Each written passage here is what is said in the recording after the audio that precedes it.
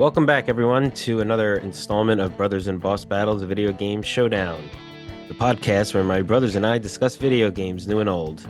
I'm Anthony, and along with my two brothers, Pete and Tom, we're hoping for another lively video game discussion. For those that don't know, let me tell you how this show operates.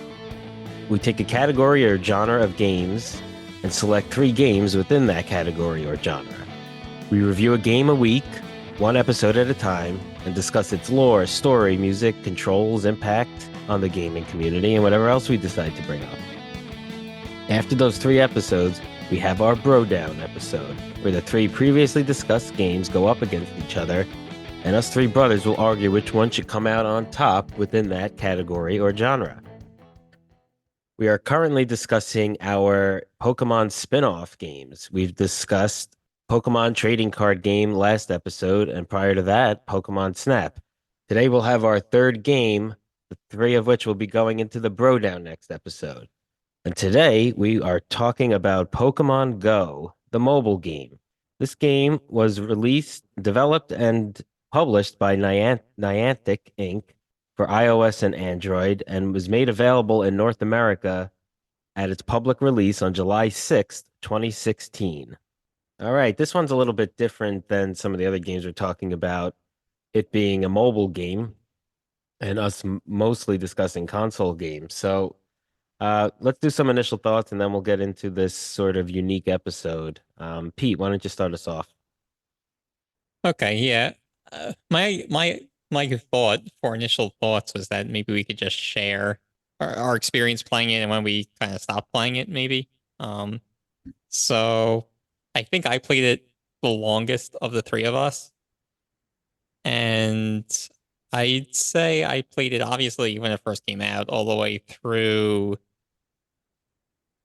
probably close to the end of 2021. So that was quite a number of years, and there were times where I kind of lost a little interest and then gained interest back again. So it kind of came in waves, but definitely spent a lot of hours playing this game. So I'm excited to talk about it. Tom, give us some initial thoughts. And if you want to keep it within Pete's guidelines, go right ahead.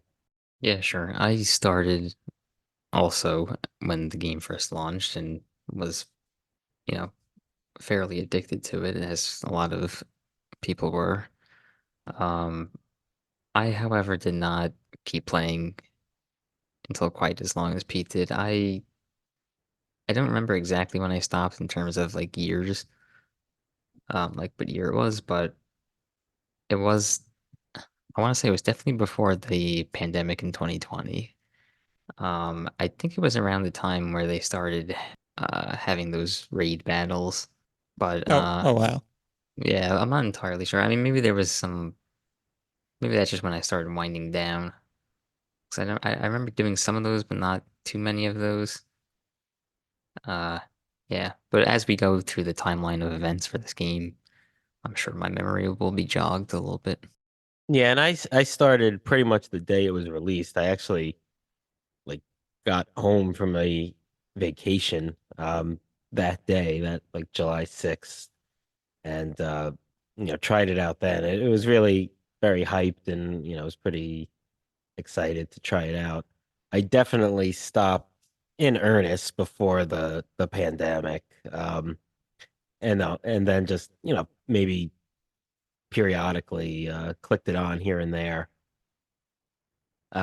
Mostly because of my nephews, and they will probably be joining us a little later on as sort of special guests, just to kind of give us a rundown of some of the more recent developments and just feelings of the game and playing the game with more recently, because they're probably a little bit more into it more recently than any of the 3 of us. So it'll be good to hear from them.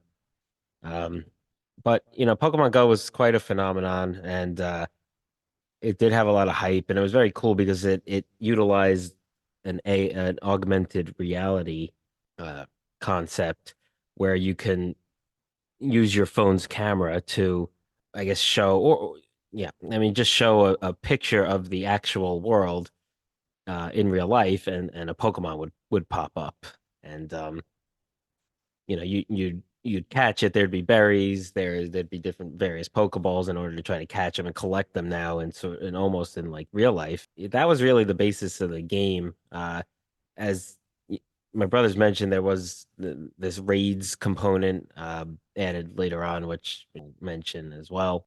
Yeah, I mean that kind of was it, and it just really could go on perpetually. There wasn't necessarily any end goal.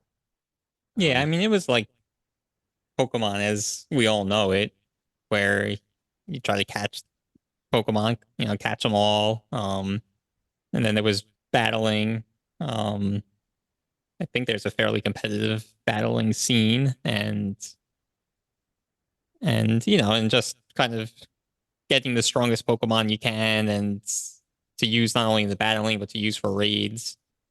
So, I thought it did a good job of representing Pokemon. So yeah, so you want to kind of start from the beginning. So you mentioned the augmented reality. I remember very early on that being like a fun little thing, and you could take a picture of, a polywag on your desk at work or whatever.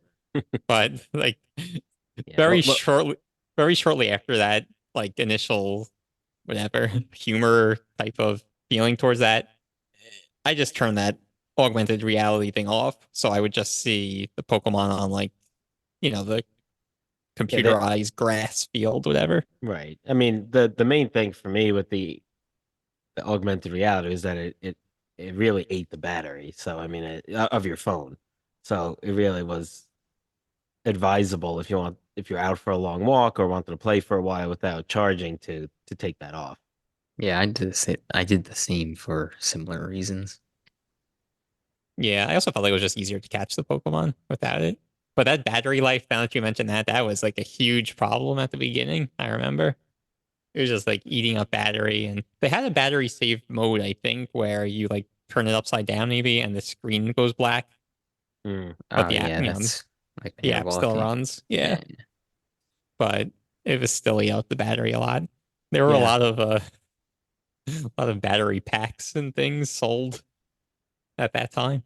yeah. People were really obsessed and like, you really just can gameplay wise, like trying to fit this into our normal you know cadence of an episode. I mean, gameplay wise, it was essentially you're using your finger like you do on your smartphones to uh to do all of the actions that you need to do. So in this, you walk around to run into Pokemon, but then you'll see a bunch pop up. You click on them, then you're in the battle, and you're not really battling them, but you try to weaken their resistance, I guess, through the various berries that you can use, and then you try to catch them with various different Pokeballs, and you could add spin to the Pokeball and try to catch them in this pulsating circle, which would enhance the accuracy of the throw and the likelihood of catching them.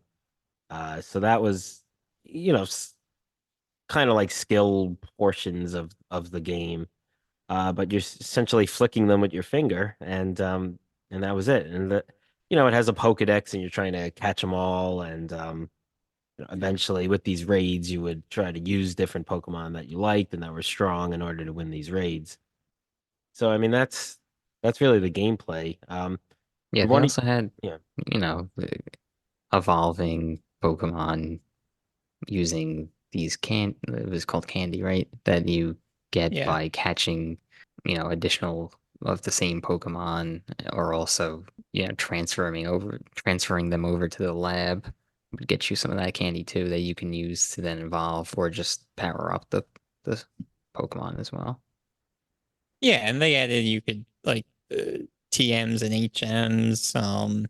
They also added sort of these little stories, research they called it, where you had certain tasks to do, and then you would get closer to discovering, like I think Mew was the first one they did with that, where you had to, maybe catch 150 Pokemon as one of the goals. Yeah, I remember that. I think that's kind of when I started to play less, but getting back to that, like that is a cool like kind of concept that they added where they kind of give you these, goals to meet every day or, you know, every week or however it was. But it's cool to have those kind of goals within the game, like And tasks to accomplish. one of you guys want to talk about the raids and like what they were and what the gameplay was during that and you know. Yeah, well, I don't know. To try to keep this a little more organized, you kind of want maybe we should go in sort of a more chronological order of events. Okay. I think we mentioned, or I don't think we have to mention, everyone pretty much knows just how popular it was like when it first came out. I mean, I remember like I had like just started working a few years earlier, and I remember everybody at work. So, they were around my age, and like these people, or most of these people haven't played video games or bought about Pokemon in probably 20 years or 10 years, or whatever. And like there was just so much hype about it, and everybody was playing. I'm Yeah. sure you guys had this, very similar experience, but like for those who are maybe a little younger who didn't, were too young to have like kind of remember living through it, it was just so huge. Yeah, I remember just seeing people like I mean, I was working in a major city at the time and you just see people like gathered huddled around their phones like walking and even just in like a less dense neighborhood you would know when people were playing like you would see them on their phone with their fingers like on it and like and you wound up knowing so for those that may not know like there was certain landmarks within a town or a city or wherever you were that would, be like areas where you could spin a post on the screen and that would give you Pokeballs or raspberries or potions or whatever. And and then there came to be other landmarks where that would be raids, which we'll talk about later and all of that. So you kind of knew, and then you would learn them in your own neighborhood. And then when you saw people hovering around there, you knew what they were, you knew what they were doing. So, it was like that for several years, where you would see people. And that's sort of one of the cool things about the game is that it like it got kids to, go outside and walk around and get exercise, but also be playing a video game at the same time. Yeah, it was cool. I remember the place where I was working at the time. It was in like a major, well, it was a major city as well, but it was like a building that had a bunch of, it was like an indoor marketplace basically. So, um, and I was working for like a major sports company at the time, and they had, some memorabilia. I feel like we're playing like 21 questions or Yes. something. If you could give enough hints. So that was one of the that was one of the Pokestops. Um, one of the items that you just mentioned, or one of the landmarks that you just mentioned that you can get items from. So I was, at my desk at work, and I was able to, spin this Pokestop every time just from my desk. Yeah. Uh, Yeah, that's awesome. yeah, I, yeah, I mean, there's even like I could spin like a Pokestop, I think, from like where, like in my house if I like turn Pokemon Go on and stuff. So it's just like it's cool. Yeah. Yeah, so that leads to one of the talking points. I think still to this day, but especially early on, was that more rural players had like major complaints and problems with the game. Like there was like maybe just one Pokestop, and there was you know very few Pokemon spawn points, and so I think the more rural area you were living in, the less you got out of this game. No, we were all Yeah. living kind of in major city areas, so we enjoy the game a lot more than maybe those people did. Yeah, I think everyone sort of initially thought it was cool, but I could see it fading in the less densely populated areas more so or more quickly than in other parts. Especially once you got to the raids, because I felt like that really catered to Yeah, I felt like, I mean, even if you were in a town in a metropolitan area, you might not gather enough team members to actually take down a Pokemon raid. yeah, 'Cause they were and I had, tough. I mean, but yeah, no, they because are. You're right, and there's if you, plenty of times yeah, where there there was no one else raiding, and you would not be able to do that by yourself or with maybe just one or two other people. Yeah, exactly. And Yeah, they had but like a trading element to it as well, right? yeah, yeah, you could trade with friends. Yeah. Yeah, yeah. I mean, the Niantic tried to resolve the issues with the rural players. I think as we kind of go through the game, or go through this episode about the game, we'll kind of explain some of the things they did. I think there's only so much you could do. It's never going to be like living in a major city for those players. So one thing I wanted to ask you early on, do you guys remember? I think it was like for a week, only the first week, there was like that 3-step tracking system where they had like when the Pokemon would spawn, you'd see the nearby Pokemon in the corner. They would actually have footprints, and it would be like 3, 2, or 1 footprint depending on how close you Close. are. Do you remember that? I think it was like literally, maybe not even a week. I don't remember that. Oh, okay. It sounds familiar now that you bring it up. Yeah, I But don't really remember the I liked it because context. it was cool because you could kind of triangulate, so to speak. You see a Pokemon nearby as you're walking, and it's 3 footprints. Then you start walking some more, and it goes away. Then okay, I have to go in the other direction, and then it starts. Then it goes down to 2 foot. So it was kind of like more fun than what it ended up being was just Pokemon is nearby, and then once you walk a certain radius away from it, it'll just disappear from the nearby Yeah. uh tracker. Yeah, I definitely remember that. Yeah. It was really only just not even a full week. I'm pretty sure, and or maybe it was a couple of weeks. It was a very short amount of time though. I wonder why they Um, would get rid of that. Basically, they're like official response to getting rid of that was it didn't meet their product goals.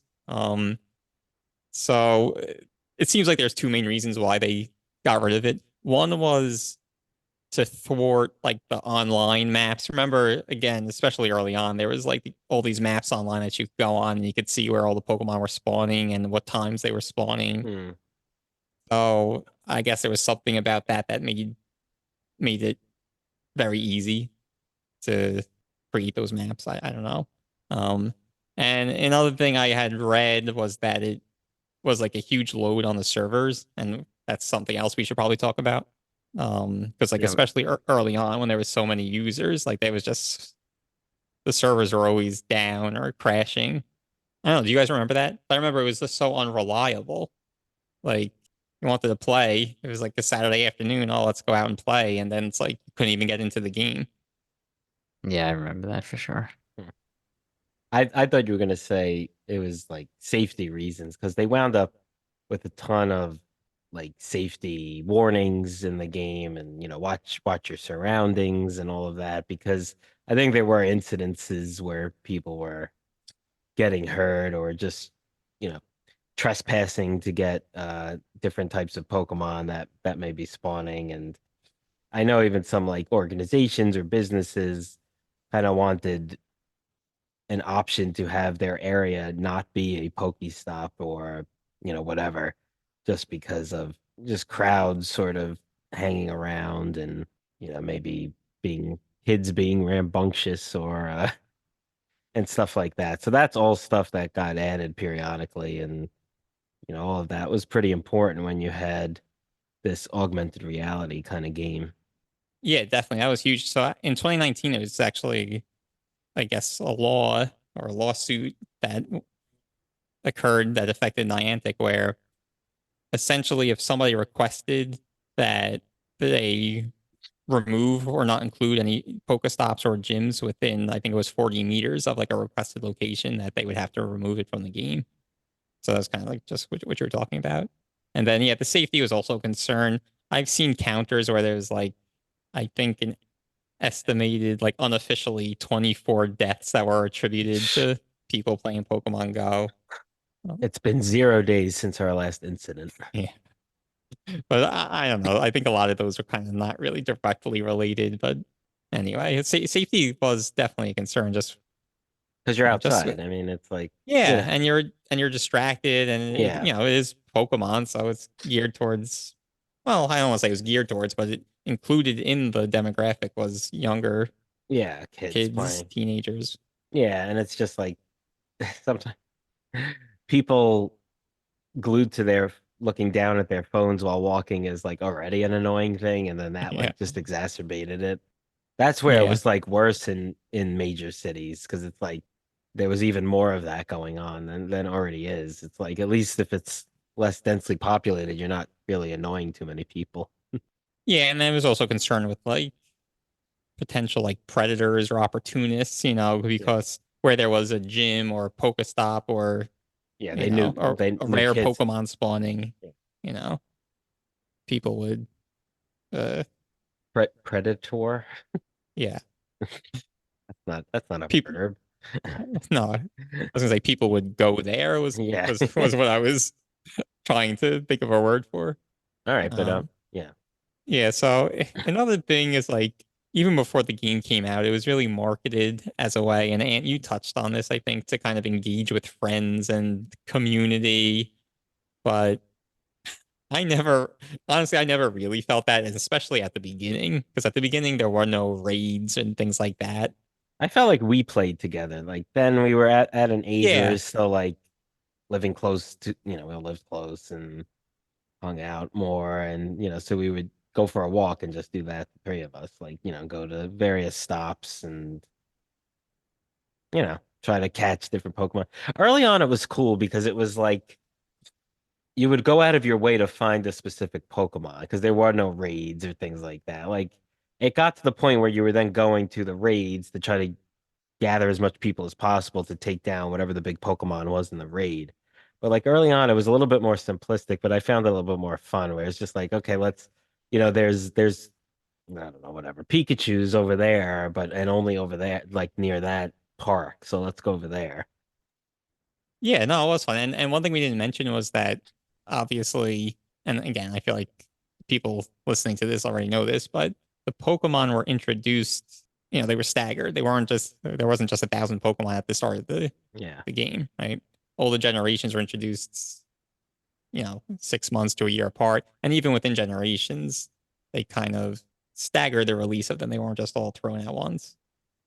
So yeah, so any time like new Pokemon, a batch of new Pokemon were introduced, that was kind of the most fun. And then you would just kind of stumble on some new Pokemon while you're walking around. Yeah.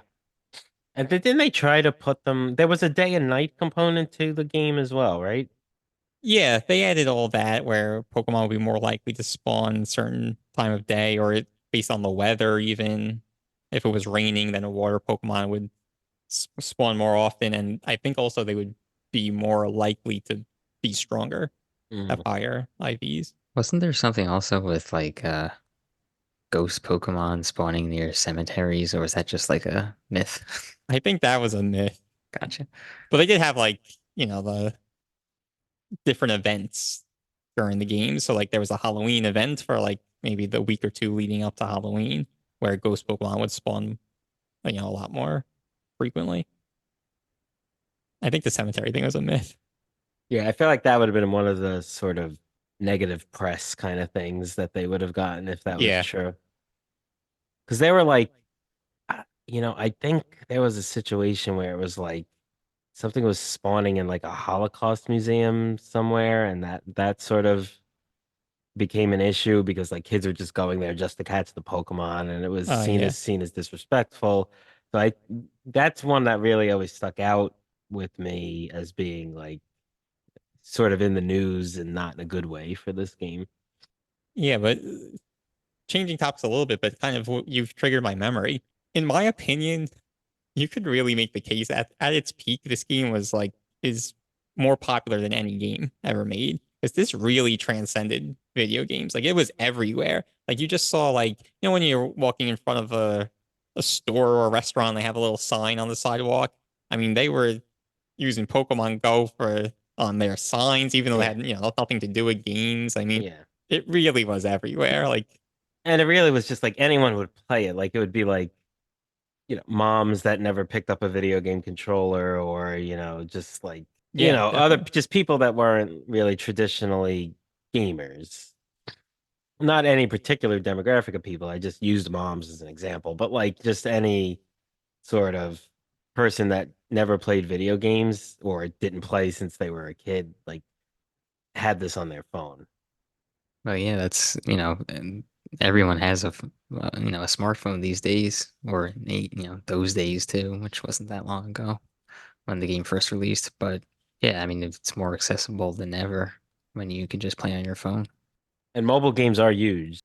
Yeah, that's probably part part of the reason why, or a big reason why everyone has a phone already. So, do you guys changing topics? Do you guys remember the commercial like before it even came out, and when like they were in like Times Square and everybody was fighting Mewtwo? Oh yeah, I do remember that now. That was Yeah. so awesome. I really, you guys should go back and watch it. I watched it recently in preparation for the episode. The listeners should go back. That was really awesome. That commercial. And there Yeah. was there was there was another one too. That played during one of the Super Bowls. It was less awesome than the Mewtwo one, but it was basically like I don't know, the theme was like you could do that, and like it was somebody trying aspiring to be whatever they were aspiring to be, and basically at the end it was like you could become a Pokemon master, like you could do that. So, but that Mewtwo one, I still remember that. Yeah, that was so awesome. That like if you weren't excited about the game before that commercial, like you definitely were after seeing that.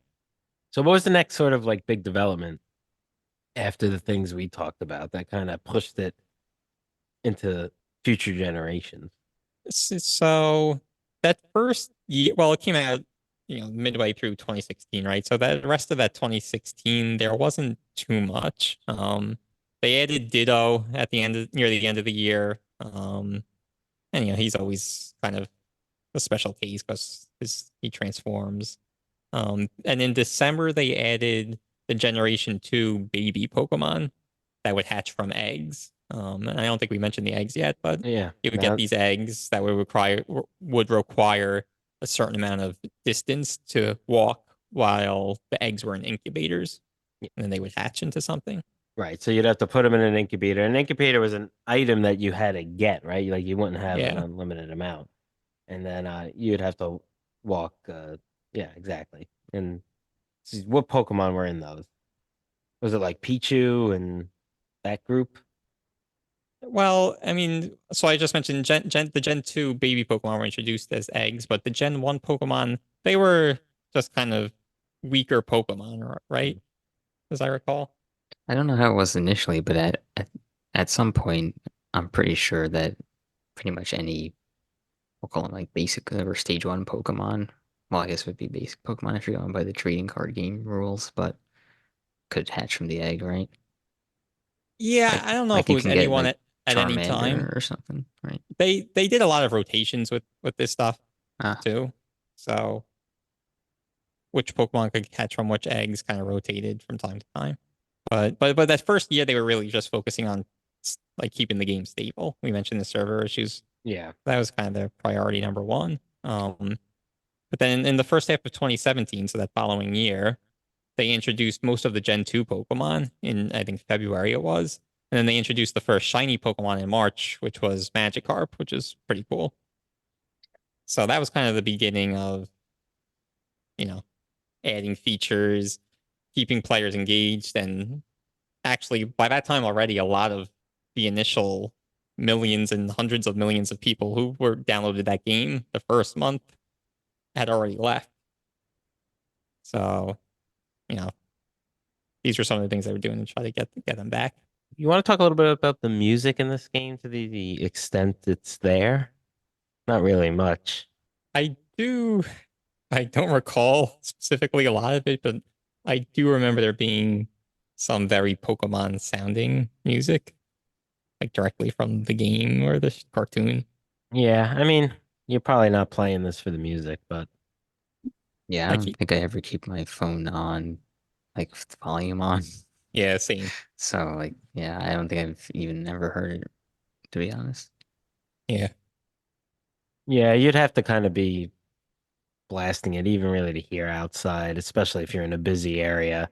I know it had like little chimes and stuff like that, but nothing really too noteworthy one way or the other. Nothing wrong with it, but Yeah. You want to talk about the graphics? I think those are fine. Those are quite good. yeah, yeah. No, the graphics are good. They, obviously the AI is sorry, the AR, if you were using is cool, but yeah, even the graphics that they put together are nice. Yeah. Do you guys know what the different berries do? Yeah, Like, the raspberry makes them easier to catch. there's the nanob berries and the pinnip berries. Yeah, I'm forgetting now. I think the pineapple berries maybe you got more candy when you caught them. Then there were the golden raspberries, which made them even easier to catch. And what was the other one? Nanob. I have it I up. don't. So the pineapple berries double the amount of candy you receive. So yes, you're correct. And the nanob berries make the Pokemon easier to catch by slowing down its movement. Oh, okay. Like you know how they would sometimes jump or like Yeah. yeah. So that's what that would do. The first major update came essentially like 1 year after the release, so on the 1 year anniversary. And one of the major updates was the gym system rework. So we didn't talk about the gyms yet, but you remember initially, so I guess it was for the first year, it was like you could have up to 10, not you, but your team. So whether you chose team red, blue, or yellow, if your team controlled that gym, then trainers of that same color could put Pokemon in the gym, and up to 10 trainers could do that. So for one of the other two teams to try to take down that gym, it was quite cumbersome and time consuming. Oh, I remember having to choose with gym. We all decided to be in the same one so that we could all add to the same gym, right? Yeah, yeah, Think we were blue. yes, Yeah. yeah. No, I think no, red was the no. most popular, and Yeah. nobody was yellow. Yeah, No one was yellow, so it's like normally that would entice me to pick that color, but I just felt for Pokemon Go purposes it would have just made life annoying and hard. So yeah, and less fun. yeah. Yeah, so the way the gyms initially worked was you would kind of train the gyms. So if your team controlled the gym, so let's say we were blue, right? So if we saw a gym that was blue, but it still had it didn't have all 10, it wasn't like a level 10 gym, right? So now I would go in, or we would go in and battle those Pokemon. So it was blue battling blue to train the gym up to another level. And once it got to the next level, one of us could put the Pokemon in, and then you train some more, and then another one could put the Pokemon in. So that's kind of how it was at first. And like I said, the big problems were that it was just so time consuming and cumbersome to, well, train, but more importantly or more specifically, to take take take control from another team. Yeah, So it was the grind. so the rework was kind of more true to Pokemon, where there was a maximum of 6 Pokemon to a gym, and if the blue team, for example, again control that gym, then players or trainers from the other colors, red or yellow, would battle the Pokemon in that gym, and you would then like lower the prestige, I think they called it, and eventually the 6 Pokemon would be knocked out one by one until it was empty, and then You could use your colored team to take over the gym. exactly. So it was just more true to Pokemon anyway, and it just worked better. It was a little more turnover, I think. Yeah, and they added a fun little element of competition to the game as well. Yeah, Y- and what was the reward for? Oh, you would get coins. You would get the Poke coins, the in-game currency for if your Pokemon, if you held a gym, if your Pokemon was in a gym for like I think for every hour, you would get a certain amount of Poke coins, and then it was like there was a maximum amount for the day or something, and then those Poke coins, of course, you would use to buy Pokeballs or items or things. Yeah, so the gyms, and then as part of this 1 year anniversary, like major update, that was when raids were first introduced, Tom. So I definitely remember like the first day or the first week of this update. I'm pretty sure the three of us participated in some raids. Like we went out and raided.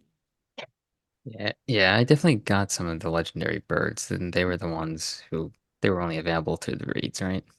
Yeah. Yeah, I mean, especially at first, I don't know. Now they've kind of Yeah, been taking liberties. But like the initial raids, they weren't there, right?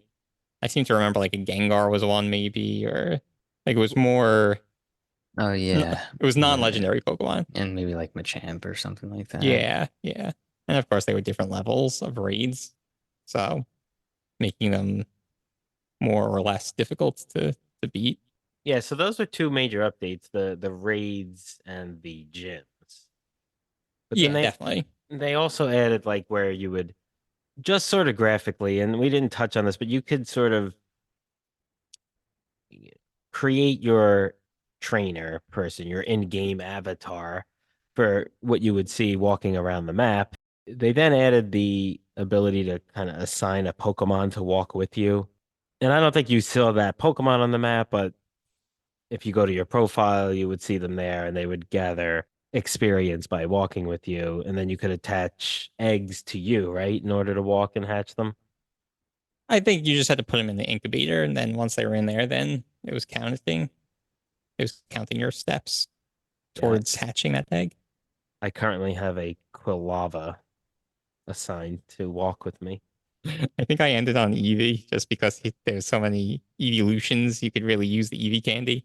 So I think that was my last buddy before I kind of stopped playing. But yeah, so So- they also added additional items like the rare candies, and the TMs. I think I mentioned that where you could. What do the TMs do So in this game? each Pokemon could learn a handful of moves, but they would have well, again, I think maybe they've updated this since, but they could have a fast move. So remember when you were battling or raiding, you would just like tap the button, tap, tap, tap, tap, tap, and they Yeah. would keep attacking.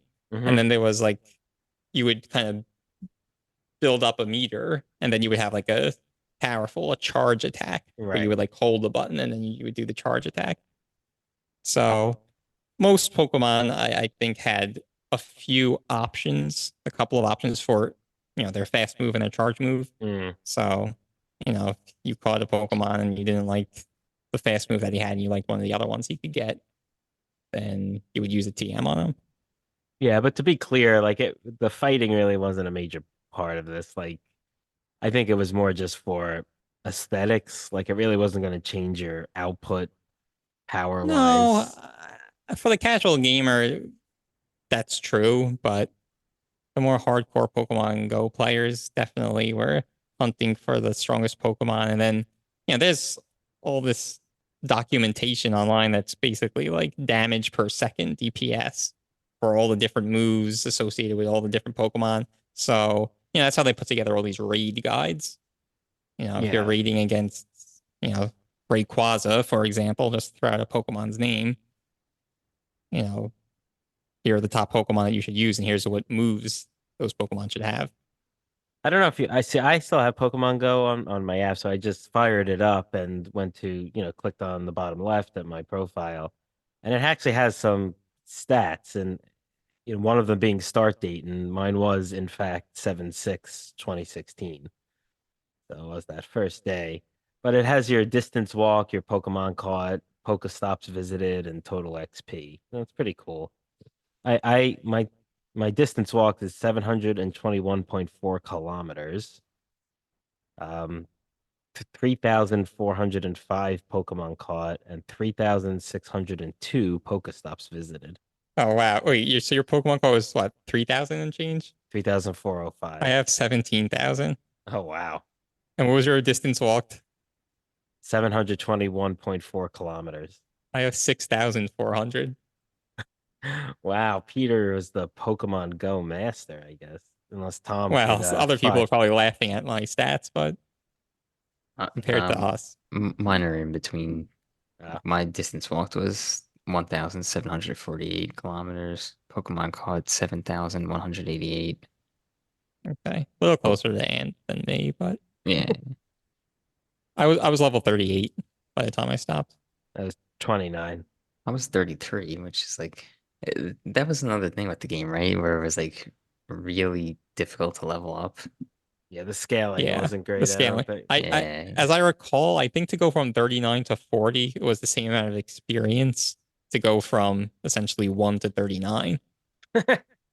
Wow. So as I recall, but they've since increased the maximum level Level because cap. of course, people And surpassed. didn't they make like the raids easier after the initial like raiding? Or, I don't know. I What do thought you there was mean? I thought there was just like easier to beat the Pokemon just because it was like it was so impossible Oh, unless you had like really early on like you'd have to be in Times Square like with that many people in order to take down a raid Pokemon. Like you had no the chance highest of it. level raids, maybe. Yeah. No, the lower level raids were were not that way. But wait, so just you mentioned your start date. That was the 6th, July 6th. Yep. Oh, okay, yeah, because mine says July 7th, and that jives with my memory. Because I remember I woke up at like 5:30 in the morning to go to work, and I like started the game because I think I went to sleep before it launched that day. So I think it launched that night, and then so I woke up and I remember I was like eating my Cheerios and like I was like making my trainer. Yeah, definitely definitely cool. Definitely a lot of Good hype. memories, yeah.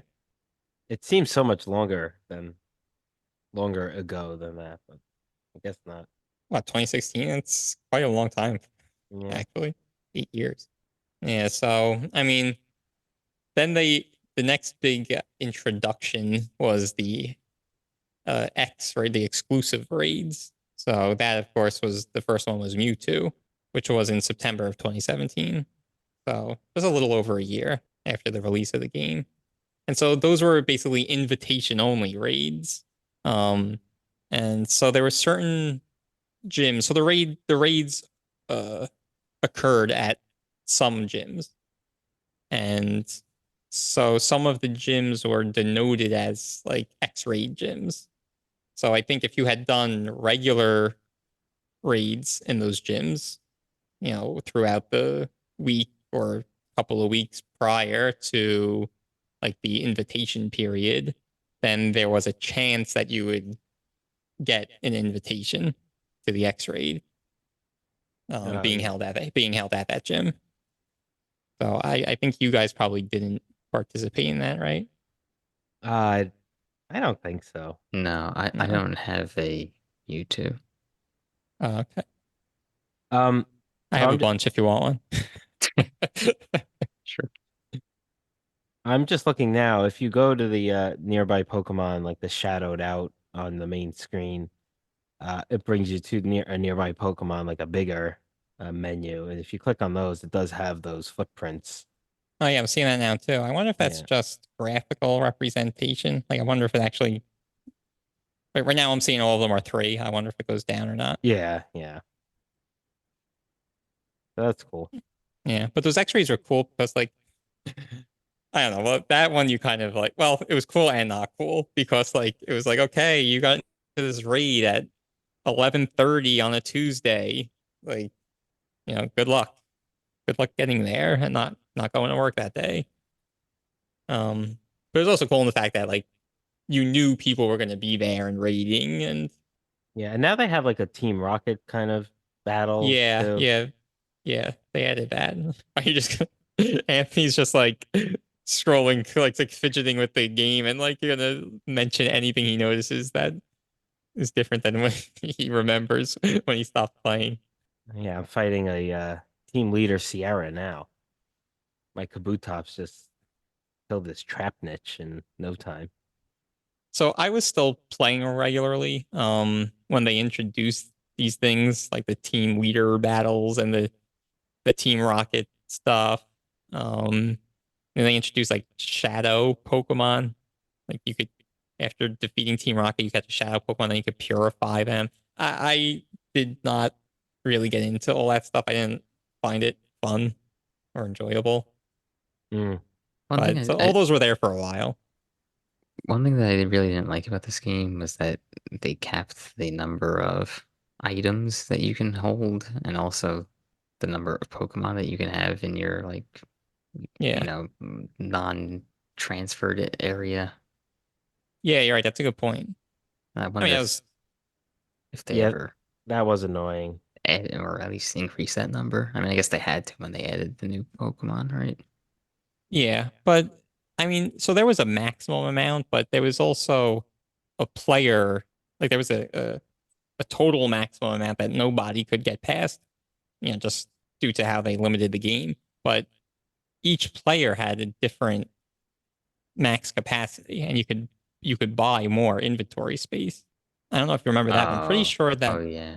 was in existence since almost the beginning, if not the very first day, where you can buy more and just a good That's money right. money Yeah. making way. Yeah, yeah. Yeah, but that was a big nuisance. Always trying to like Yeah, for sure. flush out your inventories, your items, and And your Pokemon to make sure you uh, had space. I Yeah. remember because we lived and worked in major cities, right? So like, on my way to work, I would spin so many of these Pokestops, and like, I remember there was a point where, like every day I would have to go through my inventory and trash some stuff. Yeah, and you basically could pinpoint exactly how much of each item you wanted, right? You could just keep tossing the ones you didn't want and keep spinning until Yeah, yeah. you got the It became tedious to have to like yeah. always go into your inventory and get rid of the ones that you didn't want. And like you had to, when ran out of room for the Pokemon, you had to transfer them, but you really weren't like dropping them, but they weren't in your main party, right? No, you were transferring them and they would be gone forever and you would get more Oh, candy. right, right, right. Yeah, I didn't Yeah. like that. I feel like that number was very low. Yeah, Yeah. yeah. Yeah. But as you could imagine how that management became even more tedious once they started introducing more generations of Pokemon. Yeah. Yeah, because I'm looking right now and the limit is at 450. Like I feel like Your limit. I guess, yeah, Yeah. Yeah. you could buy more. Yeah. I think you could get more than that. Yeah, but Yeah. that's stupid. So I mean, it's like I But you don't have to use your real money. You could get, the yeah, in-game currency. yeah, yeah. I just feel like considering the amount of generations there are now, and I think they're pretty up to date with that, 450 is a pretty small number. I mean, Yeah. But you there's haven't played in, you haven't played in 6 years. So like, Yeah, you you're know, saying that you would be well, continually buying these upgrades so that you could have like a yeah, over thousand over at this time, point. it would Yeah. kind of get to a point where it's like, they introduce a new generation, they introduce a bunch more shinies. Like maybe it's time for me to up it by 50 again. yeah, Yeah, actually, I think that number is. I think I actually did increase that with the in-game probably. currency a couple times. Yeah. Yeah, so since you mentioned it, the far majority of Gen 1 through 6 are in the game, like 95% plus, and Gen 7 is close to 90%. Gen 8 and Gen 9 are a lot lower, and this is as of the summer, start of the summer. Gen 9 Um, is Scarlet Violet.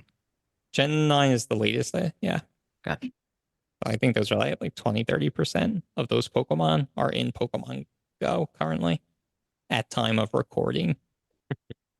So they're kind of like, we all knew this day would come, but they were adding Pokemon to the game, generations at a pretty swift rate, where eventually there wouldn't be any more Pokemon really to add. And like I said before, to me that was like the funnest part when they dumped a handful of more Pokemon in the game and you went out, try to Yeah. find them and catch them. So how Fun. does the sorry, I was just say like how does the shiny system work now? Is it still like where they'll have like a community day and then there'll be a bunch of that one Pokemon, or can you run into a shiny at any point, like in the game? Oh yeah, you could run to a shiny at any point. It's just a lot less common than those community days. Gotcha. Well, that's cool because you could still at least have that as something to Yeah. like strive for. Yeah, and then that was one of the like in the latter time that I was playing this game before I stopped, that was one of the like, motivation, one of the things that kept it fun for me. Yeah. So since you mentioned Community Day, maybe we should talk about that. Yeah. Yeah, go ahead. So essentially, once a month they have what they call a community day. It's like an event on usually it's on a Saturday or a Sunday for a certain amount of time. I don't know if it was maybe 3 hours at the start, maybe if they've increased that now. But each month a different Pokemon would be highlighted. So the first one was a surfing Pikachu. So it was basically Pikachu that knew the move surf. And this was in January 2018, by the way, just so people understand the timeline. And I remember at that time, since it was the first one, people didn't know just how common the shiny was going to be, right? I think it was advertised or explained that the shiny rate would increase or you would be more likely to find a shiny. And it turned out it was just it's like so incredibly common where you were basically if you were playing for those 3 hours, you were going to catch more shiny Pikachu than like you had space for. So in Yeah, I my remember opinion, that. It was you like they were just yeah, popping up like just like even right next to each other. You would have yeah, like three of them. Yeah, it was yeah, crazy. yeah. So it really cheapened the shiny, in my opinion. Um, but there was Yeah, also like, and this is a problem with the game in general, but I remember for these community days, like there was like a real big feeling of like FOMO. Like if you actually had something legitimate to do that Saturday and you couldn't play, like it just like I don't know, you just felt like you were missing out, Yeah, definitely. which kind of stinks in games. Usually video game is you just put it on when you're good yeah, and ready to play. yeah. It was weird that they only did it for so few hours in a day. Yeah.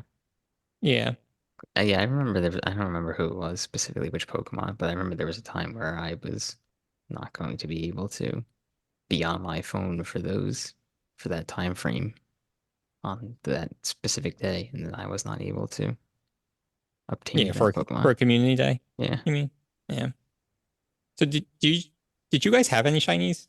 I have them. Yeah, Okay. I I have feel I think shiny. like it, I have shiny I think Venusaur. sorry, which ones? Shiny Venusaur, Charizard, Blastoise. They must have did all of them at one point, like consecutively, right? Yeah, they must have been pretty early on. I think Dratini maybe was the second community day, and then maybe they did the starters after that.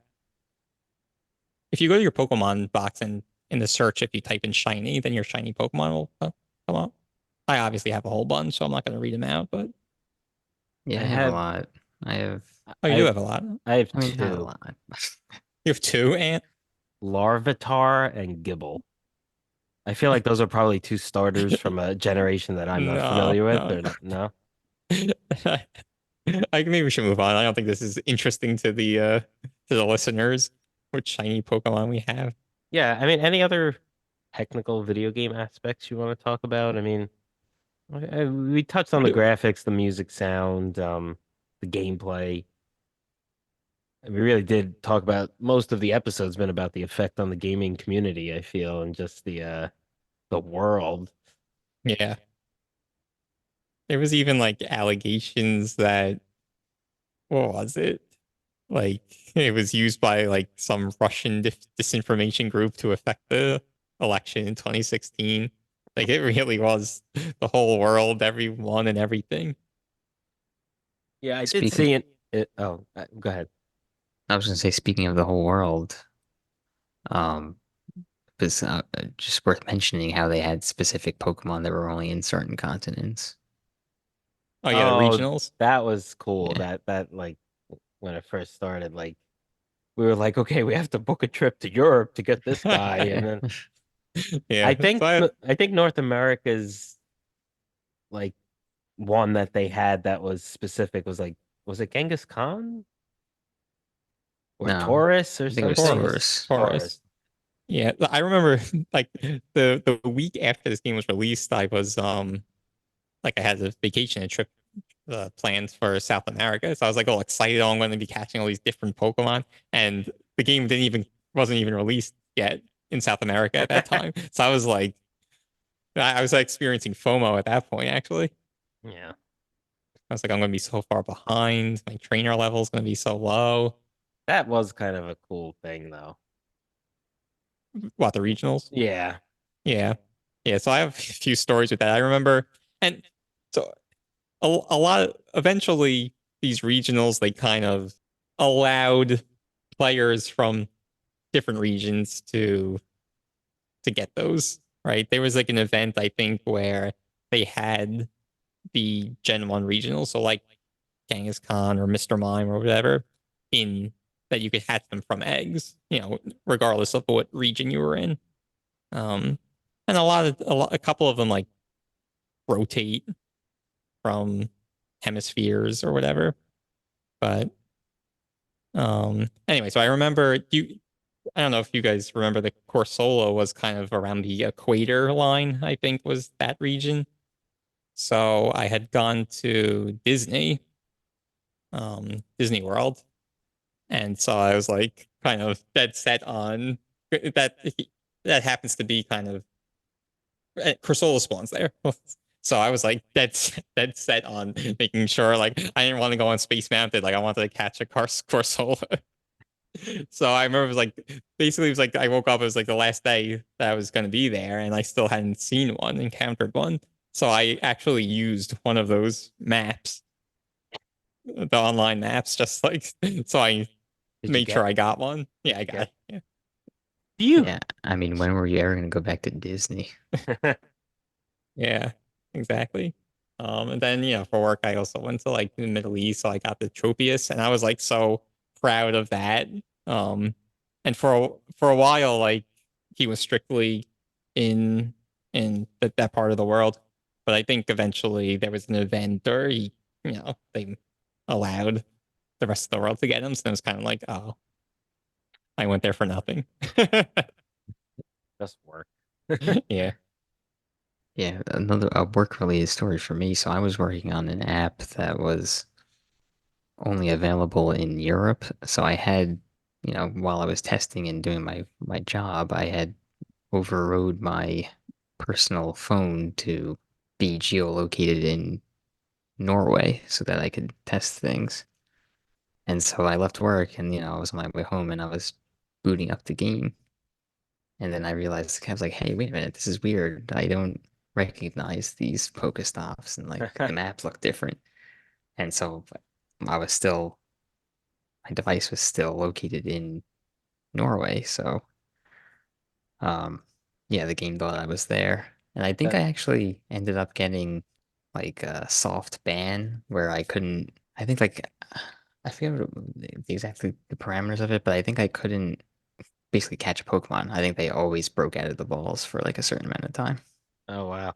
So that must have been weird. It's like so you walking here was as if you So, were walking there, and like you so were. the character wasn't moving Okay. because like the way the geolocation works is like you just put like a coordinate, so it's only Ah, wow. like one That's single point. Yeah. right. That would have been cool if like the regional Pokemon over there was like just happened to spawn where you were in that one coordinate and you could have Yeah. caught him. But Yeah. Well, I think people did use those like location spoofers to kind of cheat the game a little bit. yeah. Oh yeah, 100%. They were just smarter about it, so they didn't get Yeah. banned. They were intentional about it. Yeah. Another thing now that we're talking about things that were, I guess, illegal to the game was I mentioned the maps that they had online that showed you where the Pokemon were spawning.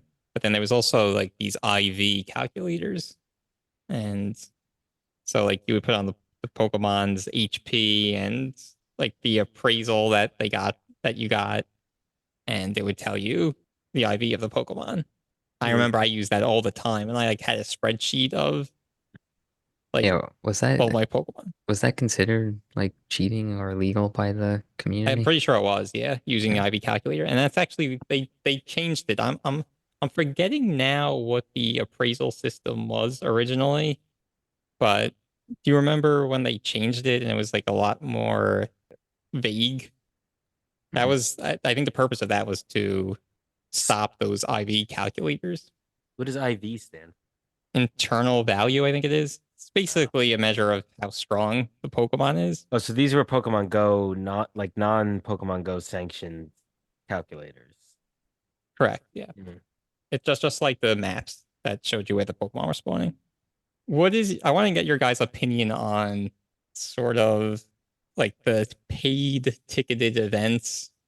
Um, I don't know how much you are or aren't aware of it, but it kind of started out where there was like a Pokemon Go fest in a certain city, in a certain major city, and it You would could be you could name the city because it's not like we're trying to hide it from anyone. Chicago, for example, and Not bears. maybe it was $5, whatever it was, to participate, but then you would actually go to the physical space, a park that it was being held in, and there would be, you know, unknowns there that you could never get, or certain shinies that you can only get there. I mean, I'll let you guys give your opinion on that, but then it's kind of, I feel, started to, especially after the pandemic, it was like more and more like, oh, here's this event we're having, but if you pay $2.99, then you can get these added features to this event where you could get even more shinies and this and that. And like, go ahead. No, I mean, I actually never participated in those and really aren't too familiar with them, but I think it's a pretty wide consensus that people don't like stuff like that. Yeah, in general, I mean, it's lame. It's got that pay to win stink to it. Yeah, yeah, but it's not really winning. But Yeah, I don't know. I'm kind of on the fence about it because it's like if somebody has the money and they're going to get more fun out of spending the however many dollars it is, like, I guess, like, why not? Like, yeah. I it mean, shouldn't take away from me as someone who's not going to pay that money. right, yeah, but the counter argument is they should be giving that to people just for paying to be there to begin with. Like it shouldn't be tiered. It's like if you pay to go, you should just get everything. I think we're just talking about like you shouldn't have to pay to go, kind of. Well, the Pokemon Go Fest, I think, or those Is it? types of events, Yeah, or it's is different. You get yeah, a yeah. ticket, and then you either Right, go or right, don't go. right. But then they started doing basically these remote. It's more like a global event, remote event, Oh, I see. where everyone gets kind of the base uh bonuses, but then if you pay extra, then you get these additional bonuses. So it's just like for someone who's, I feel, is a responsible 30-something-year-old, like, I don't have a problem with it. But again, there are a lot of like younger kids playing this game, and like I mentioned a few times, the element of like FOMO. So like, I don't know. I'm kind of, I see both. Yeah, let's take a quick break and we'll come right back.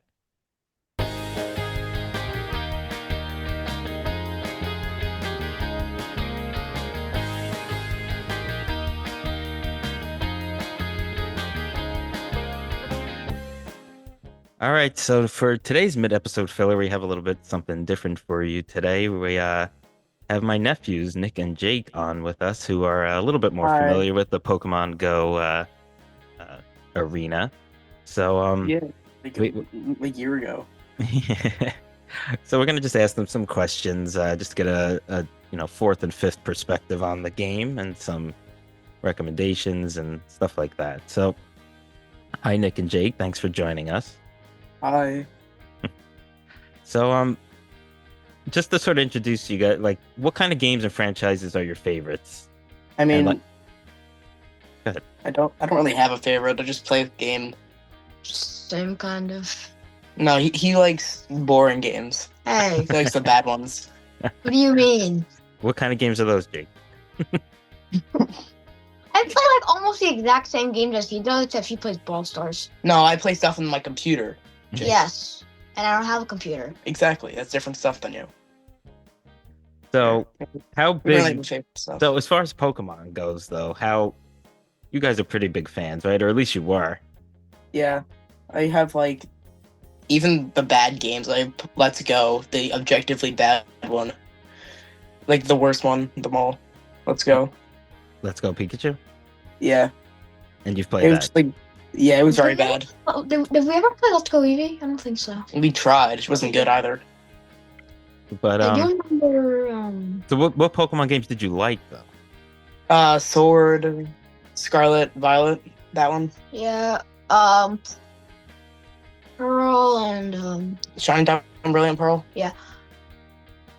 We also like the it was like Pokemon Tournament. I'm not sure if it was a knockoff, but it was a game. yeah, It didn't get taken down, so I'm gonna assume it's not a knockoff. yeah. Yeah, no, Yeah, that Pokemon was Anthony's Nintendo. like favorite spin-off game. yeah, that was probably my Yeah. favorite Pokemon spin-off game. So, wait, so what grades are you guys in? Just for the audience. Or Seven. what grades did you guys? I guess you guys just Fifth. finished. Sorry, Yep. what was that? Yeah, finished 7. Just like 2 weeks ago, I finished.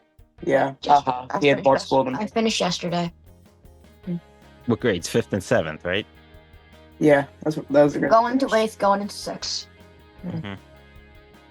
Is Pokemon popular among your classmates? Pokemon in general? Nope. No. No. It's just like Maybe maybe when I was in 5th grade, it was more popular. Oh yeah, definitely. So you feel it's the declining in popularity? Yeah, Pokemon in general, or like just Pokemon Go? most of them. Yeah. That's still funny. Yeah, It's they probably still just like people in their mid-30s that grew up playing Pokemon. That's how it's so popular. Yeah. Yeah, pretty much. And I guess like some like people who like really like the games and they just get them every year if they're bad, like objectively. So have you guys participated in any of the ticketed events or like community days or anything like that in Pokemon Go? Yeah, the community days are all right. It's just like spotlight hours, but longer and like extra stuff.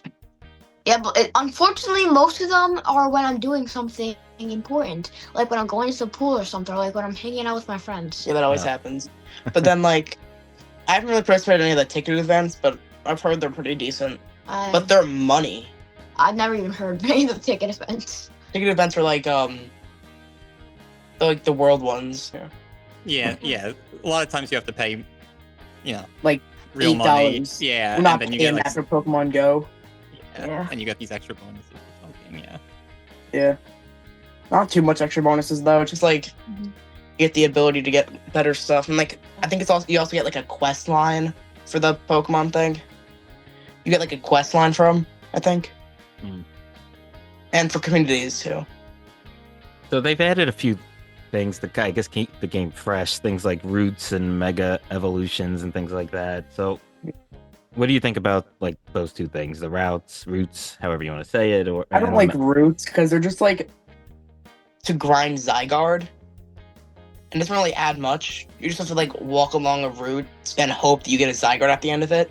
Mm. Zygarde cell, and if you don't, you have to do it again and again. It's just like really grindy.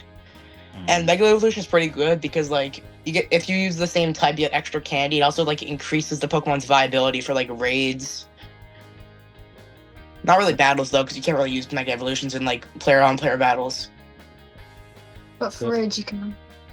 So did you guys participate in any of like elite raids or anything like that? I think it's like the primal like Oh yeah, I've done the primals, right? Primal Kyogre. Primal Kyogre and Primal Zygarde, I think. Yeah, we lost. No, Oh, really? we won both of those. Oh. No, Actually, yeah, you're right. We did win them. We Nice. just got like really lucky because we're in New York and everyone just plays. Yeah. I also remember when I got my Mega Sizzle where we were in I forgot what it's called. I think it was in LA. In, like, We were somewhere, Jake. I think it was in LA, the place where like a bunch of people play Pokemon. Okay. well, They that play helps. Pokemon everywhere. Yeah. When you And have good teammates, 20 of them, it helps. Yeah. When you did those elite raids, did you have like a full group? I mean, that helps. Yeah. I honestly don't really remember that much. Also, about it. because the elite raid, I'm pretty sure you have to do them like when you're near the gym. So, and when you use remote raid passes, your damage it gets nerfed. Right. So it like also helps the Pokemon that that you and the teammates are using are usually stronger because no one really just like walks up to a regular old 5-star raid. They just use a remote raid pass and hope other people join. True. So we're like going back to Pokemon Go and just what's your favorite and least favorite parts of the game? Favorite, catching Pokemon, I guess. I mean, Catching them all. yeah. And least favorite is probably like the quests because they're very grindy.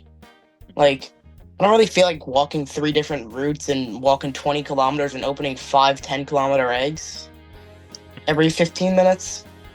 And for me personally, I'd say I think that my favorite would probably be like raids where like if you have like friends who play Pokemon Go, you can like participate them with your friends. And my least favorite, it's kind of like a mixture of both the quests. But like some of the quests are good, like finding your voice where you get a really good Pokemon. Yeah, Maroletta.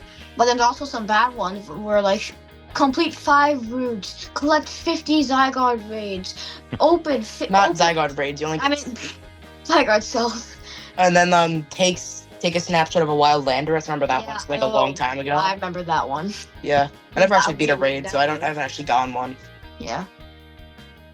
All right. Oh man, because I stopped playing like a few years ago, and like the quests were not that involved that I remember. Like it was usually like catch It was like Pokemon or make. I had a excellent quest that was throws like or- I had a quest that was like take 3 snapshots of a wild Landorus, but like the event was going on for one more day when I found out about that quest. And where I live, not many people play Pokemon Go unless you go to the city. So and I'm not really I'm not good enough to solo a 5 like whatever they are raid. Oh yeah, definitely not. So even if I'm like using a regular old raid pass, so I really couldn't do that quest whether I wanted to or not. Well, I did see Landorus, like. Well, you couldn't do it. Yeah, it was just a do it. It was on my phone, on my worst account. Yeah, but you didn't win for a reason. We didn't even participate. Exactly. You didn't win. Yeah, but you don't have to win if you just have to take a snapshot of a wild one, right? To find the wild one, you have to win the raid. Oh, Or just okay, get- true, yeah. Or maybe you also have to get really lucky with your. No, they don't spawn in the wild. Daily Incense only give wild Galarian, Moltres, Zapdos, and Articuno. Okay. All right, good, lively discussion there. Yeah, So what do you guys think about like the future of the game of Pokemon Go? doomed to a steady decline. Oh. That's dire. Why do you think that? Because it's just like it's just been on a steady decline, and I don't really think they can do anything to save it. I'm not creative enough to find a way. And yeah. Also the fact that just like if people stop playing, they're not gonna refer to anyone. If they don't refer to anyone, then less people are gonna start playing.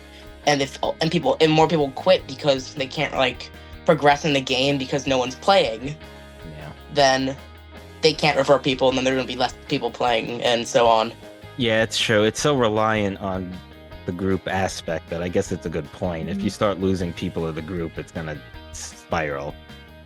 Whereas like other games, you just play solo or whatever, and it's Like the high tier stuff that you actually like need in Pokemon Go are all locked behind like 5-star raids, Mhm. Shadow 5-star raids or whatever. I think there's 6. I don't know. You're 5. Yeah, The yeah, primal 6. yeah. It's true. You feel if like they keep losing people, they might have to make things easier, which then might cheapen the game too. And then they will make less money, and then they'll stop updating it because they don't have a profit on it.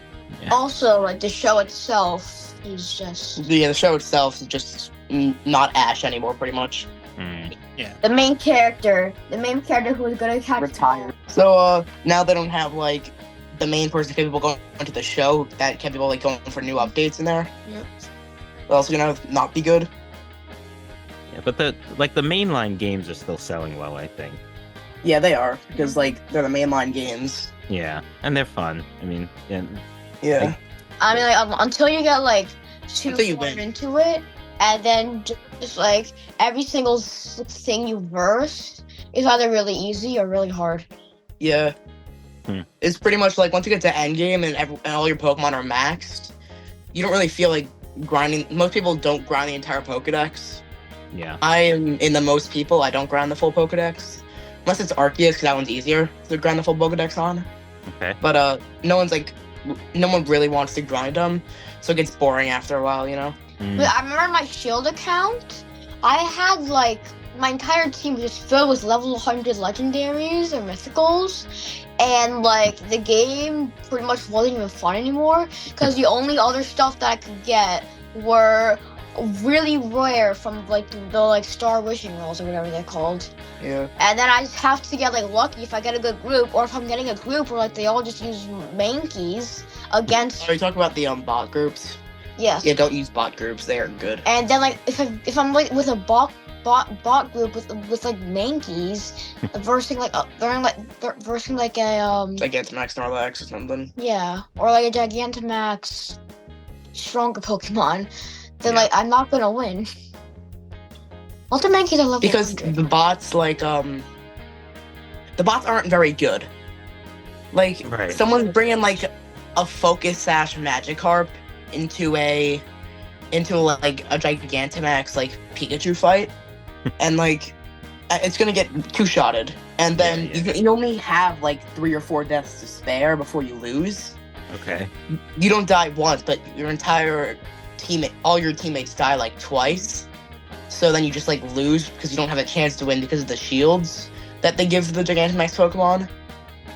So you have to like wait a few turns for those, but all your teammates die by then. Oh. So Back to Pokemon Go. Like, what do you like? If you want to freestyle or just like let us know, what are your thoughts of the game, and would you recommend it to people to try out and play? it's fun if like you like that genre, but most people like aren't into that genre of games. So that's why I probably wouldn't recommend it to my friends, because like not something that everyone would like. And What about like? also Yeah, go ahead. you'll get if you're at like school, you'll get like ridiculed for actually like still playing that game from 2019. Not in my school. Oh yeah, Pokemon Go, that one game from like 2019. I forgot about that. I'm not gonna play it, but haha, you still play that game.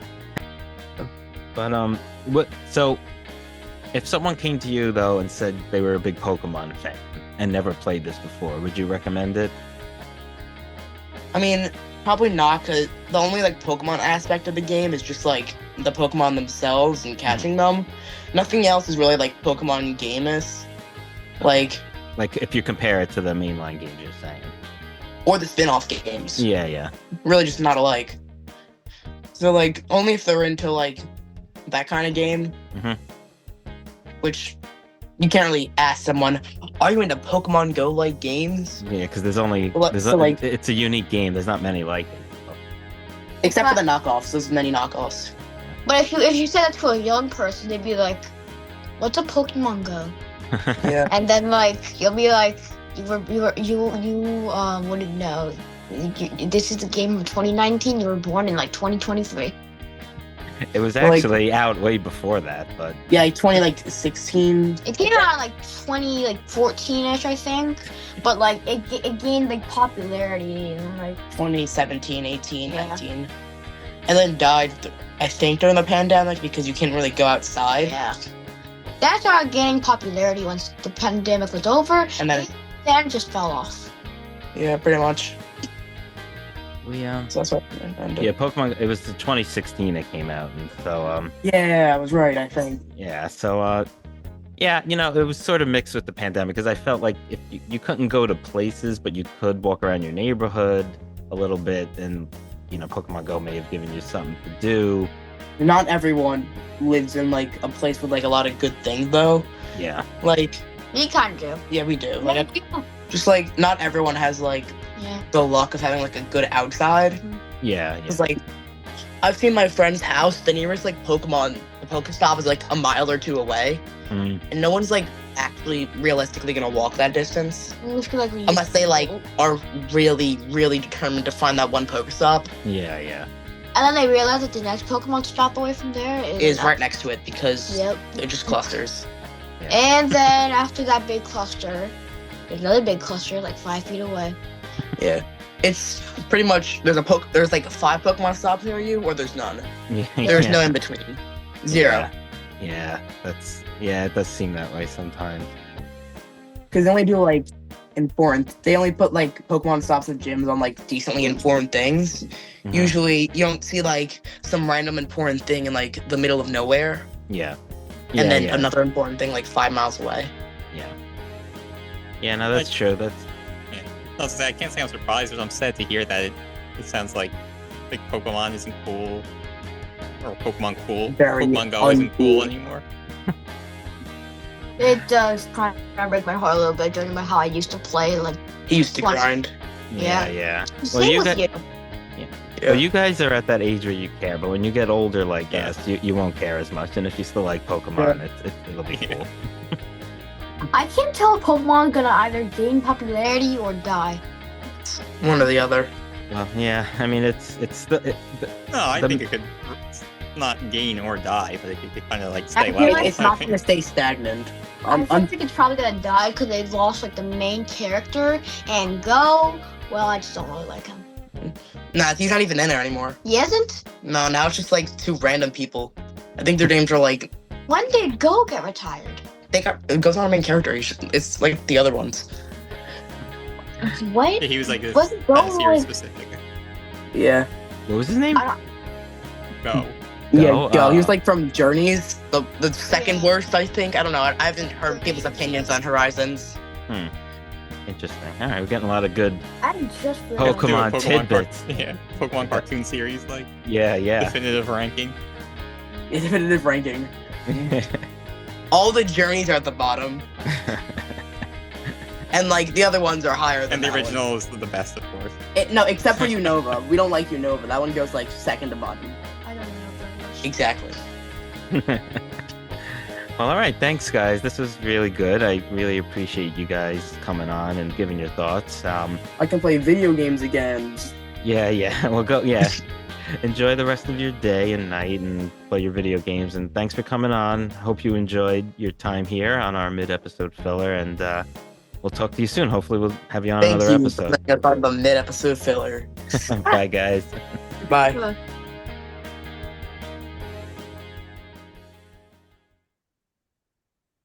All right. What else?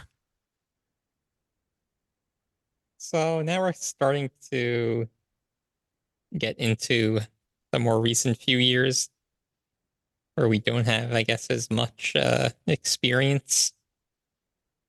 But I mean, well, I was still playing during the pandemic and the lockdowns, and one might think that could have been like the demise of the game, but they did a lot of interesting things to allow people to still be active playing while under lockdown, so to speak.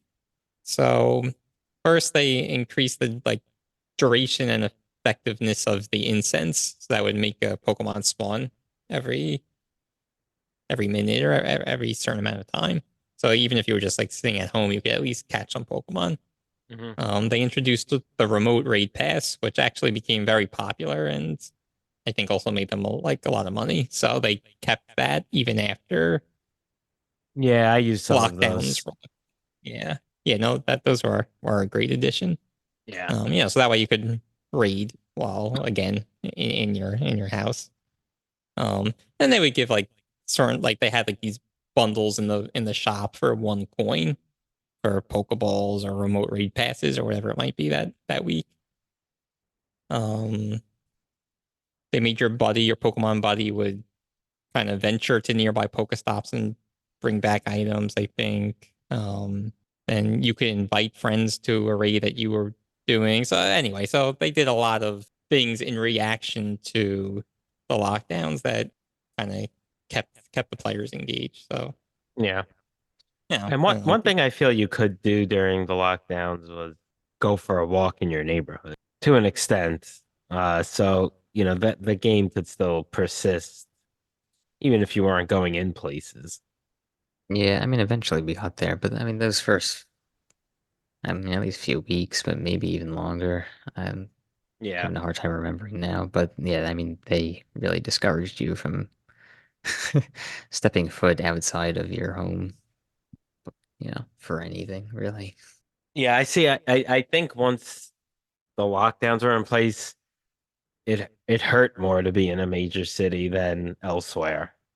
Because Yeah, Yeah, definitely. definitely. so you had those people didn't have maybe a yard to move around in and were much more discouraged from even walking down the street as opposed to, other areas where it was more suburban or rural where people could just go outside a little bit more.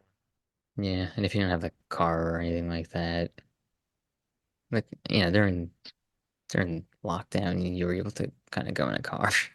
Yeah, And but you shouldn't be necessarily playing while you're yeah, I Yeah, know, but you could unless someone drive. was, unless you could- had a designated Pokemon driver and everyone else could play.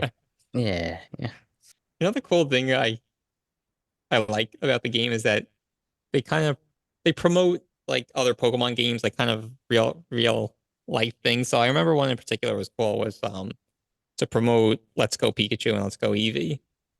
Like it was kind of like unannounced mystery going on where the new Pokemon they were introducing, Meltan, he kind of looks like a Ditto with like a nut, like a nut and bolt, like a nut as a head or whatever. Anyway, so he was like just popping up everywhere, and like everyone was like what the heck is this? Hmm. And then eventually, I guess things were announced, and he could evolve into Melmetal, and that was sort of to promote Let's Go Pikachu and Eevee, which came out on Switch, obviously. Um, and there's other ones like I guess they have like this Pokemon Sleep app now and they use Snorlax to promote that. So Hmm. anyway, I think things like that are cool. Even just in-game events, I'm pretty sure uh relate to just the real life Pokemon activities, like with new games or whatever, new movies. Yeah, they're always promoting. Yes. So yeah, we're nearing the end. I guess I'll just run down a few things that I'm aware of, and most of these things did, I was still playing when they were introduced. But anyway, so they introduced like the system of like friendship, friends and best friends, and if you were friends with someone and you were in a raid with that person, for example, you would get boosted damage, right? Or I think you maybe would get an additional Premier Ball to try to catch that raid Pokemon. Um, and then also if you were trading, it would be less. It would require less Stardust if you were trading with a friend or a best friend. And Stardust was something we haven't really discussed, but essentially as you gained experience, doing the in-game actions, you would also gain Stardust, and you could use that for trading. They introduced like postcards and gifts, so like you would spin a Pokestop, and then you get a postcard of that Pokestop, and then you could send it to a friend, and then you'd also get gifts that held items, but you couldn't open your own gift. You would send them like once a day. You could send a gift to a friend, and then they would open it. And obviously your friend could send it to you, and that's how you would get the benefit from that. Yeah. And And then they didn't had luck. Well, go ahead. Go ahead. No, I was just gonna say this probably doesn't fit into the timeline here, but they also sort of mimic the game in that some of the Pokemon needed stones to evolve, right? Yeah, that's true. There was evolution items introduced at some point. Yeah, or throughout, and they tried to do different. The Pokemon that didn't evolve in a typical way, they tried to be creative to be true to that. Like there was somewhere you had to like walk with your buddy a certain amount of distance, and then you couldn't involve them until you walk, or like Mhm. just different things. So yeah, no, it was really cool how they kind of did all that. But what were some of the other things you were mentioning in the later generations?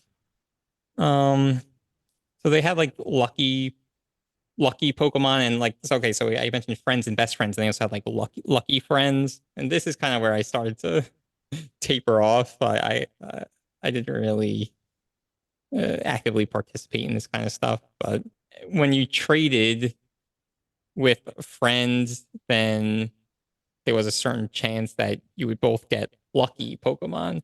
And what that did was, A, it like reshuffled their IVs, poke with the traded Pokemon, and I think it was like they would be a minimum of 80%. So essentially, you were getting a strong Pokemon.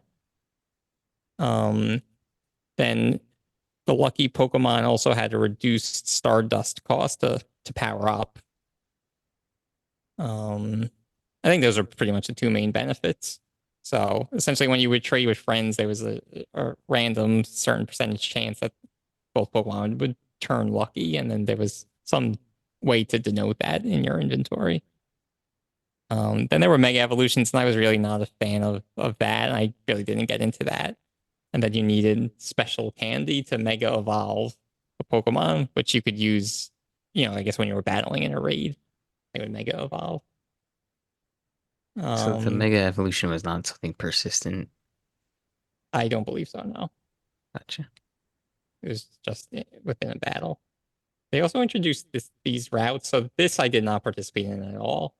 But it's basically a predefined route where if you walk the whole thing, you would get some bonus, like an additional item or something as an award. And I think you could even make your own route, and other people could participate in those routes.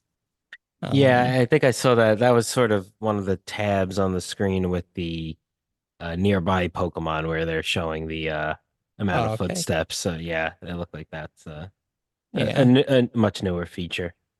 Yeah. So earlier we were talking about like the Team Rocket stuff, and I think I had already mentioned this, but they had like the shadow Pokemon, and you could purify them, and that was kind of a little not that interesting to me. They also introduced, so when you catch a Pokemon, then they had different sizes. So it could be a small one or a large one, or I don't know, extra small, extra large. Also, they never really cared about that. There's almost a way to like differentiate. Like, okay, now I don't just want to collect the Pikachu. I want to collect the small Pikachu and a large Pikachu and a shiny Pikachu and a surfing Pikachu. I think that's what that was. I also read that now Pokemon drop items, which I guess is kind of cool because that's kind of like the game. That's kind of just a rundown of some of this later stuff. Yeah, no, that's cool. And yeah, now we got here. Pretty much the 8-year anniversary of the game. Still going strong. Sure, it's still being played. Just, another notch in Pokemon's belt as far as their successes. And it's a good culmination, I feel, of this category of Pokemon spin-off games because it might be the ultimate one. Yeah. Yeah, I don't know who's getting the money. I don't think in like Nintendo. I seem to remember a story very early on in the existence of this game where like Nintendo's stock like rose incredibly because everyone was buying because of Pokemon Go's popularity. And then it was essentially revealed, it was made known to the public, like that they had such a small stake, I think, in the actually in the game. And then their stock, normalized. Huh. Yeah, I guess Niantic is very involved. Yeah, I guess. Yeah.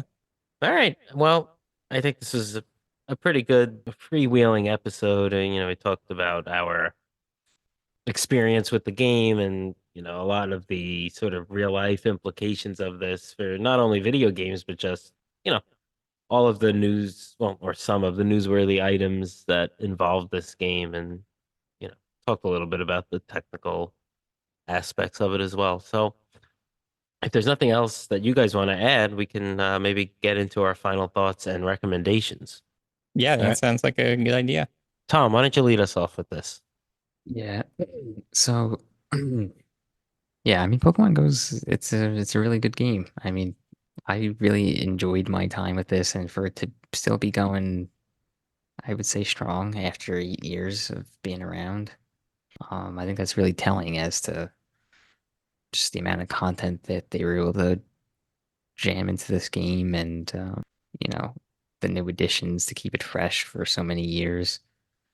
I mean, if you haven't played it, see, the thing is, like, with the previous games that we've discussed, we've always had this kind of disclaimer where it's like, oh, if you're a Pokemon fan, then you should play this. Otherwise, you might not like it. But I mean, I think this game is actually different in the sense that this couldn't be enjoyed by people who would necessarily haven't been fans of the series.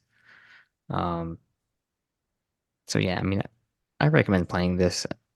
Don't you don't have to obsess over it and have your head buried in your phone while you're walking around or driving around. But yeah, I mean it's fun, and I think there's still value there. And who knows, maybe I might even start playing again. Thanks, Tom. I'll go next. Yeah, this is definitely different than the other games, and it's not really to me a clue on whether I personally think it's better or not than those games, but I'd have to say I would recommend this to anyone who hasn't played it. Um, Even if you don't know or like Pokemon, just because it's so unique. Maybe even try it with the augmented reality for a while. But even without that, it's just cool. One of the things I loved best about this, and I alluded to it in the episode, but like I liked walking around and like sometimes you'd find things that, you know, are landmarks for your particular town or village or city or whatever it is. And it's like, it's not the Empire State Building, but it's a cool little local thing that, maybe you didn't realize before. And this game actually, revealed things like that for me. So I think it's cool even for that respect. It's almost like a walking guide or an exercise guide. Where you could maybe go to certain parks or landmarks or whatever that you weren't familiar with in your neighborhood. So I really think that's cool. And, so I would recommend it. As far as the game itself, I don't, as far as the recommendation goes, I think if you've given up on playing this, I don't know if any of these new features are really enough to bring people back into the fold.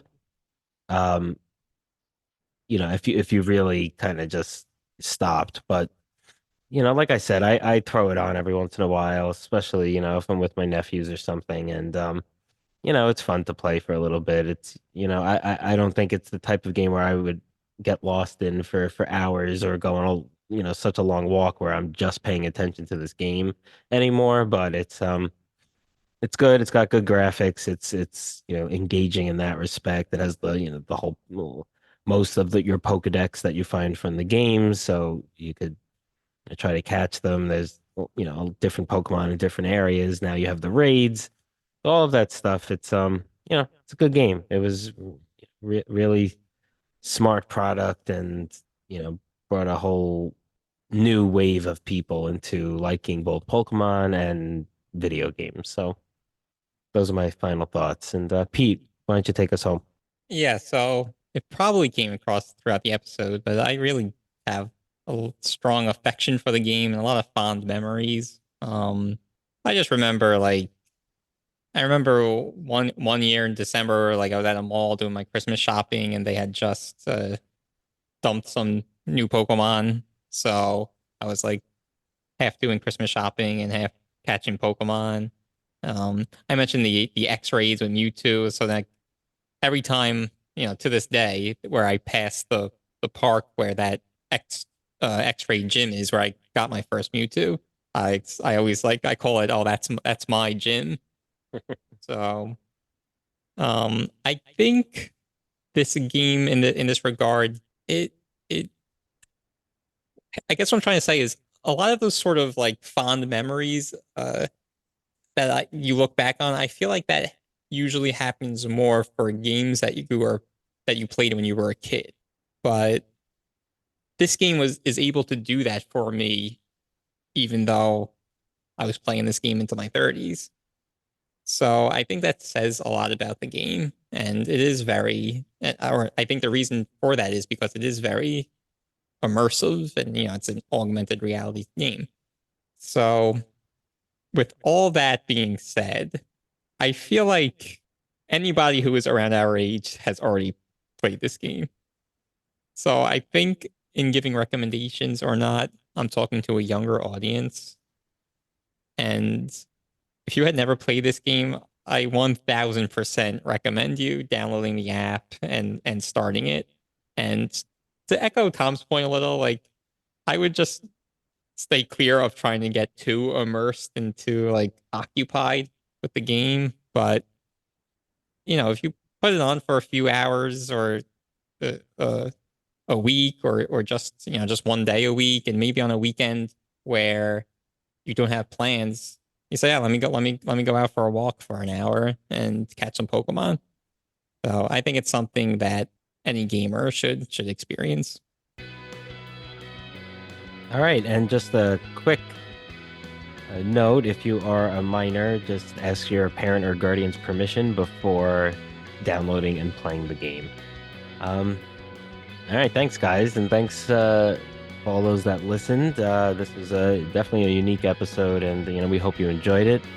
You can catch us on Instagram and X at Bros Boss Battles. That's BROS Boss Battles. You can visit our website at brothersandbossbattles.com and leave us a comment on any one of those sites or wherever you get this podcast. We'd be happy to hear from you.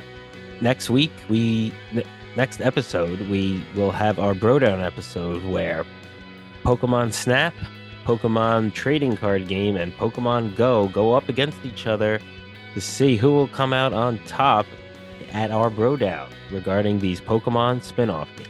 Until then, happy Pokemoning, and we'll see you next time.